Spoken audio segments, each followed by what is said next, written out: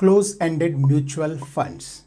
क्या होते हैं क्लोज एंडेड म्यूचुअल फंड्स, उसके क्या फ़ायदे हैं, क्या नुकसान है, उसका टैक्सेशन किस तरह से होता है, और अगर आप उसमें इन्वेस्ट करना चाहते हैं तो किस तरीके से आप उसमें इन्वेस्ट कर सकते हैं। आज इस वीडियो में हम ये सारी बातें जानेंगे क्लोज एंडेड म्यूचुअल फंड के बारे में।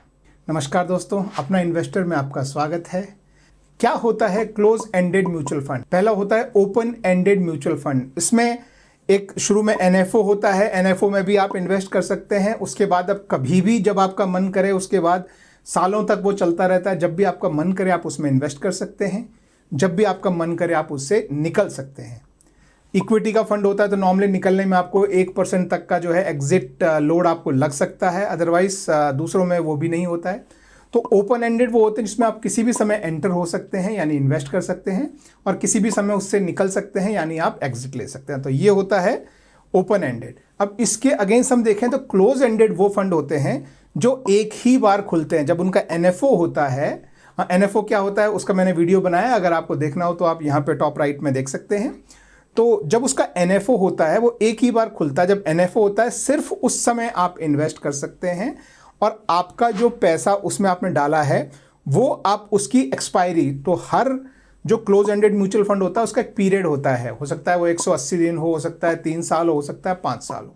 तो उस पीरियड के लिए आपका पैसा उसमें लॉक इन रहता है।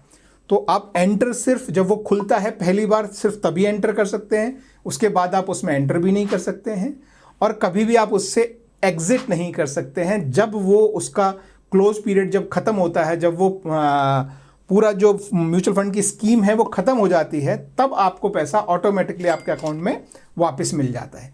तो ये होती है क्लोज एंडेड म्यूचुअल फंड की स्कीम्स। अब आप बोलेंगे कि अच्छा क्लोज एंडेड तो फिर तो अगर मुझे कभी रिस्क हो गई, मुझे पैसा चाहिए तो मुझे मिलेगा नहीं? नहीं, आपको पैसा मिल सकता है, वो भी मैं आगे तरीके में आपको मैं एक एक करके मैं बताऊंगा। तो सबसे पहले हम इसके एडवांटेज और डिसएडवांटेजेस में एडवांटेज की बात करते हैं। पहला एडवांटेज जो है वो ये होता है कि ये जो है वो फिक्स मैच्योरिटी का होता है। तो आप फिक्स गोल के लिए, मान लीजिए कि अगर आपका कोई एक गोल है जो आपको पता है कि एग्जैक्ट 3 साल बाद आने वाला है, आपके घर में किसी की शादी है जो एग्जैक्ट 3 साल बाद आने वाली है, तो आप 3 साल के फंड में आप एग्जैक्टली इसे डाल देते हैं। तो आपका गोल जो है वो फिक्स होता है, और जब एनएफओ में ये पैसा लग जाता है तो जो फंड मैनेजर है उसको इसकी कोई लिक्विडिटी एक्स्ट्रा नहीं रखनी पड़ती। अगर नॉर्मल जो ओपन एंडेड फंड होते हैं उसमें फंड मैनेजर को थोड़ी सी लिक्विडिटी यानी कैश पैसा अपने पास रखना पड़ता है। तो अगर कोई विड्रॉल रिक्वेस्ट दे देता है तो पैसा देने के लिए, या फिर नया जो पैसा आता है वो इन्वेस्ट होने से पहले जो है कैश में पड़ा रहता है। इनमें कोई भी लिक्विडिटी जो है वो फंड मैनेजर को नहीं रखनी पड़ती है, ये भी एक अच्छी बात है। और तीसरा, जैसे मैंने बोला कि आप इस फंड से एक पीरियड के बीच में निकल नहीं सकते हैं, तो उसके निकलने का जो तरीका होता है वो होता है कि ये एनएफओ क्लोज होने के बाद ये जो फंड्स होते हैं क्लोज एंडेड फंड्स, ये हमारे शेयर मार्केट में यानी एनएसई और बीएसई पे लिस्ट होते हैं।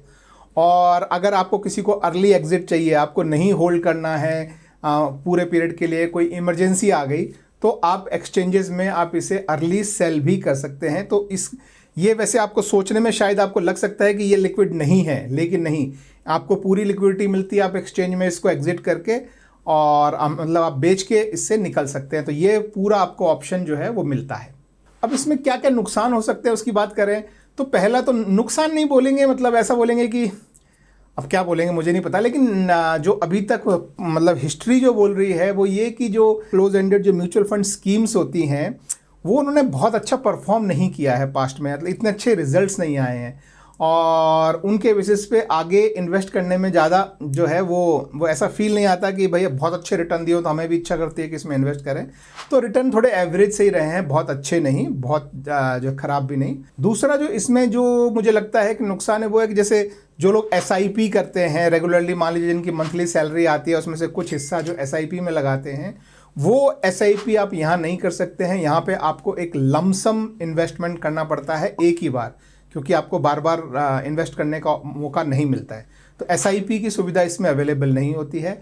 विड्रॉल आपको करना है तो आपको एक्सचेंजेस पे इसको सेल करके विड्रॉल करना पड़ता है, डायरेक्ट विड्रॉ का ऑप्शन नहीं होता है।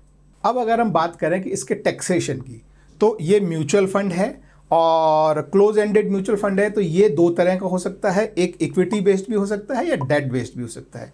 तो किसी भी म्यूचुअल फंड को, चाहे वो क्लोज एंडेड हो या ओपन एंडेड हो, इक्विटी म्यूचुअल फंड तब माना जाता है जब 65% या उससे ज़्यादा इन्वेस्टमेंट इक्विटी में लगा हो और बाकी का जो है वो कुछ लिक्विड में हो, कुछ डेट में हो, लेकिन कम से कम 65% से ज़्यादा अगर इन्वेस्टमेंट इक्विटी में लगा हो तो उसे इक्विटी ओरिएंटेड फंड माना जाता है। और उसका टैक्सेशन जो है वो बाकी जैसे इक्विटी फंड होते हैं उनकी तरह होता है। उसका भी मैंने वीडियो बनाया है, इक्विटी फंड का टैक्सेशन कैसे होता है, वो आपको यहाँ मिल जाएगा, नीचे डिस्क्रिप्शन में भी लिंक मिलेगा उसका। और जो इक्विटी ओरिएंटेड नहीं होते हैं वो डेट ओरिएंटेड होते हैं। तो इनका जो टैक्सेशन है वो ओपन एंडेड जो म्यूचुअल फंड्स होते हैं उनकी तरह ही इसका भी टैक्सेशन होता है, उसमें कोई डिफरेंस नहीं है। अब बात करते हैं इसमें यदि आपको इन्वेस्ट करना है तो कैसे आप इसमें इन्वेस्ट करें। तो सबसे जो अच्छा तरीका होता है वो होता है कि आप एक डीमैट अकाउंट खोलें। ये डीमैट अकाउंट में आप शेयर्स भी ट्रेड कर पाएंगे, म्यूचुअल फंड भी ट्रेड कर पाएंगे, गवर्नमेंट सिक्योरिटीज़ भी आप बाय कर सकते हैं, बहुत सारी चीज़ें आप इसमें रख सकते हैं। डीमैट अकाउंट बहुत सेफ़ है। भारतीय गवर्नमेंट के NSDL और CSDL 2 बड़ी ऑर्गेनाइजेशंस हैं जिनके पास हमारा ये डीमैट अकाउंट होता है। तो ये आप किसी भी एक अच्छे ब्रोकर के पास खोल सकते हैं। मैं 2 या 3 ब्रोकर्स के नीचे डीमैट अकाउंट ओपनिंग खोलने के लिए आपको मैं नीचे में लिंक प्रोवाइड कर दूंगा। उनमें से जो भी आपको ठीक लगे उनके साथ एक डीमैट अकाउंट खोलिए। जब आपका डीमैट अकाउंट खुल जाएगा तब आप उन्हीं की ही, जैसे अगर आप ज़ीरोधा में खोलते हैं तो ज़ीरोधा की कॉइन ऐप होती है, ग्रो में खेलते हैं तो ग्रो की ऐप में भी आप ये कर सकते हैं। इसी तरह से अगर आप धन में खोलते हैं तो वहाँ भी आप ये बाय कर सकते हैं। तो उनको बाय करने के लिए आपके पास एक डीमैट अकाउंट होना चाहिए और उसके थ्रू आप उसे बाय कर सकते हैं। अगर ऐसा नहीं करना चाहते हैं तो दूसरा ऑप्शन है कि जो AMC, आप जिस भी AMC से जो कि इस फंड का, म्यूचुअल फंड का मैनेजमेंट करती है कंपनी, उनकी वेबसाइट से भी जाके आप ये खरीद सकते हैं। तो ये सारे लिंक मैं आपको नीचे में प्रोवाइड कर दूंगा। आप अपना डीमैट अकाउंट खोल सकते हैं और क्लोज एंडेड या ओपन एंडेड जिस भी म्यूचुअल फंड में इन्वेस्ट करना चाहें आप इन्वेस्ट कर सकते हैं। Thank you very much, have a good day, bye bye.